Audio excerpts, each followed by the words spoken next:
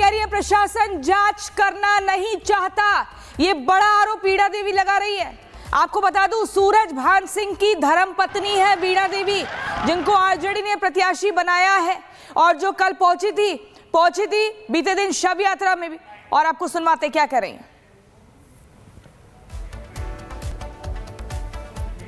हम जब खाना खा रहे थे तो हमको कुछ बच्चा सब दिखाया कि देखिए ये क्या है। उसके बाद फिर आधा एक घंटा यहाँ रुके, फिर गए वहाँ जो घटना हुआ उनके परिजनों से मिलने के लिए। उसके बाद हमको कोई जानकारी नहीं, और पूरे दिन वहाँ हॉस्पिटल में रह करके और जितने उनका जांच ऊँच जो भी था, प्रशासन तो पूरा जांच करने के मूड में नहीं था। एक देखे काला रंग का शर्ट पहना, काला रंग का फुल पेंट पहना हुआ था, उजला शर्ट था, उसके साथ 3-4 महिला भी थी और मेरा गाड़ी आगे था और वो ईटा चला रहा था। तो हम ड्राइवर को रोके कि नहीं आगे मत बढ़ाइए, वो बोलने की स्थिति में नहीं है। मेरा जो कल से जो परसों से हालत खराब हुआ, मेरा तबीयत ठीक नहीं है। और वहीं बीजेपी के प्रदेश अध्यक्ष दिलीप जायसवाल ने कहा कि कानून के राज में जो अपराधी है उसको सजा मिलेगी। सुनिए। देखिए, ऐसा है कि बिहार में कानून का राज है और कोई भी अपराधी हो या किसी तरह का कोई अंजाम देने का काम किया होगा तो कानून के राज में अपराधी को सजा मिलता है। और जब इसकी जांच रिपोर्ट आएगी तभी इस पर कुछ विस्तृत तौर पर बताया जा सकता है। लेकिन जो घटना है उस घटनाक्रम पर पूरा प्रशासन नज़र बनाए हुए है और प्रशासन वहाँ मुस्तैदी के साथ वैसे अपराधियों को जो इस तरह का घटना का अंजाम दे करके समाज के अंदर और अव्यवस्था फैलाने का प्रयास करना चाहते हैं, पुलिस उन पर कार्रवाई करेगी।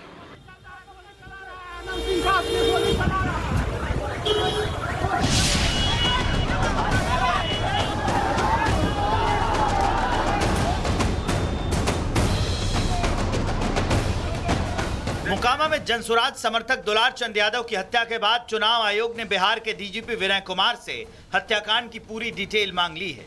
चुनाव आयोग इस मामले में सख्त रवैया अपना रहा है, लेकिन जो सवाल इस वक्त मोकामा में मुंह बाए खड़ा है वो ये कि दुलार चंद का हत्यारा कौन है। ये सवाल इसलिए अहम है क्योंकि इस कत्ल को लेकर जिन 2 लोगों का नाम सामने आ रहा है उन दोनों ने ही आरोपों को सिरे से खारिज कर दिया है। रेलवे में आपको रोड़ा रख लेता, एकदम फूल तैयारी सूरजभान के यह था कि लड़ाई झगड़ा कैसे हो जाए तब वोट में ऐसे हो जाए। सूरजभान का ही खेला है। दुलारचंद के पट्टा में रख लेता था, दिन भर गाड़ी दबाना, दिन भर कथी करना। दुलारचंद भी जमात को सबसे पहले दुलारचंद ने हाथ छोड़ा कुल पर। हम क्या बोलेंगे, जैसे कि बोलने के सब आजाद है। आप तो सच्चाई को लाइए सामने में, आप अपने चैनल से लाइए, सच्चाई जमीन पे लाइए कि मेरे देश का संविधान कैसे बचे, मेरे देश में ऐसी घटना ना हो। अनंत सिंह जहां दुलारचंद की हत्या का आरोप सूरजभान सिंह पर मढ़ रहे हैं, तो वहीं सूरजभान साफ तौर पर सारे आरोपों को सिरे से खारिज कर रहे हैं।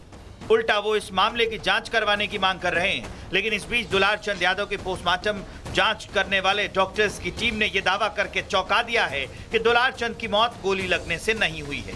सूत्रों के मुताबिक पोस्टमार्टम करने वाले डॉक्टरों के पैनल ने दावा किया है कि दुलारचंद यादव की मौत गोली लगने से नहीं हुई है। दुलारचंद को पैर में एंकल जॉइंट के पास गोली लगी, गोली पैर के आर पार हो गई। पैर में लगी गोली से मौत होना संभव नहीं है। शरीर पर कई और जख्मों के निशान मिले हैं, ज्यादातर घाव छिलने जैसे दिखाई दे रहे हैं। सूत्रों के मुताबिक डॉक्टरों के पैनल ने मृत शरीर का एक्सरे भी कराया, जिसमें गोली एंकल जॉइंट के पास से आर पार होने के सबूत मिले।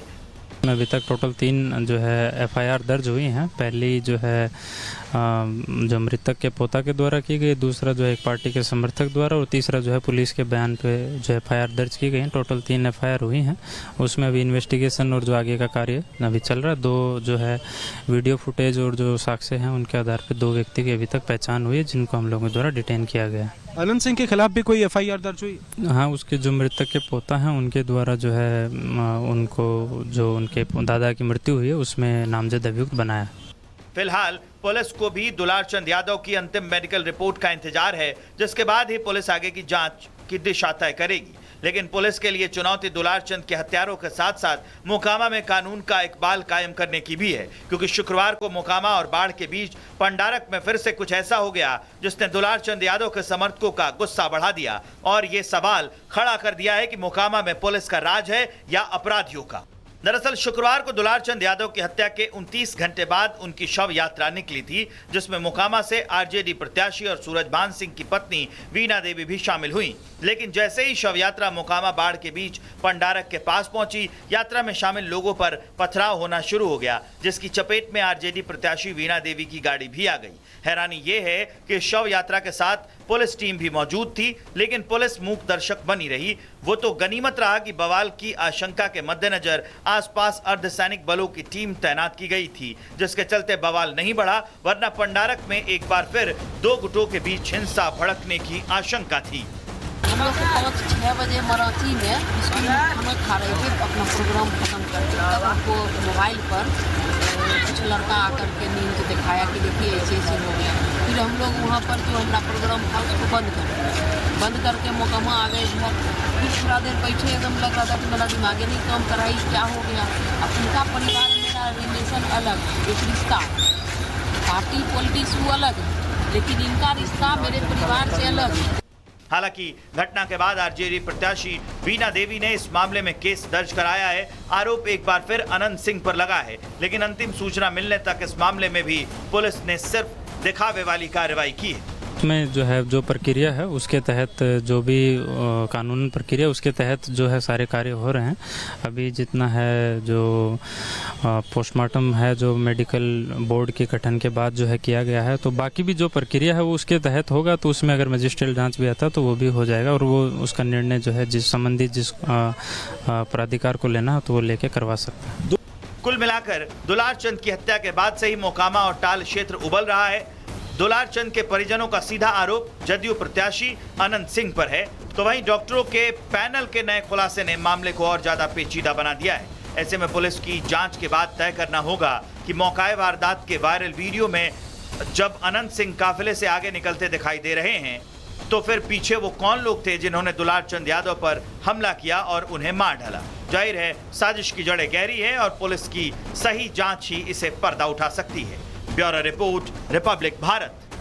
यहाँ पर वीणा देवी कह रही है प्रशासन जांच करना नहीं चाहता, ये बड़ा आरोप वीणा देवी लगा रही है।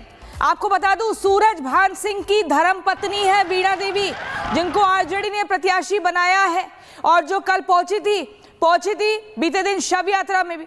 और आपको सुनवाते क्या कर रही हैं।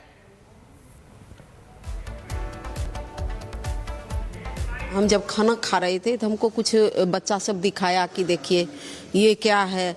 उसके बाद फिर आधा एक घंटा यहाँ रुके, फिर गए वहाँ जो घटना हुआ उनके परिजनों से मिलने के लिए। उसके बाद हमको कोई जानकारी नहीं, और पूरे दिन वहाँ हॉस्पिटल में रह करके और जितने उनका जांच ऊँच जो भी था, प्रशासन तो पूरा जांच करने के मूड में नहीं था। एक देखे काला रंग का शर्ट पहना, काला रंग का फुल पेंट पहना हुआ था, उजला शर्ट था, उसके साथ 3-4 महिला भी थी और मेरा गाड़ी आगे था और वो ईटा चला रहा था। तो हम ड्राइवर को रोके कि नहीं आगे मत बढ़ाइए, वो बोलने की स्थिति में नहीं है। मेरा जो कल से जो परसों से हालत खराब हुआ, मेरा तबीयत ठीक नहीं है। और वहीं बीजेपी के प्रदेश अध्यक्ष दिलीप जायसवाल ने कहा कि कानून के राज में जो अपराधी है उसको सजा मिलेगी। सुनिए। देखिए, ऐसा है कि बिहार में कानून का राज है और कोई भी अपराधी हो या किसी तरह का कोई अंजाम देने का काम किया होगा तो कानून के राज में अपराधी को सजा मिलता है। और जब इसकी जांच रिपोर्ट आएगी तभी इस पर कुछ विस्तृत तौर पर बताया जा सकता है। लेकिन जो घटना है उस घटनाक्रम पर पूरा प्रशासन नज़र बनाए हुए है और प्रशासन वहाँ मुस्तैदी के साथ वैसे अपराधियों को जो इस तरह का घटना का अंजाम दे करके समाज के अंदर और अव्यवस्था फैलाने का प्रयास करना चाहते हैं, पुलिस उन पर कार्रवाई करेगी।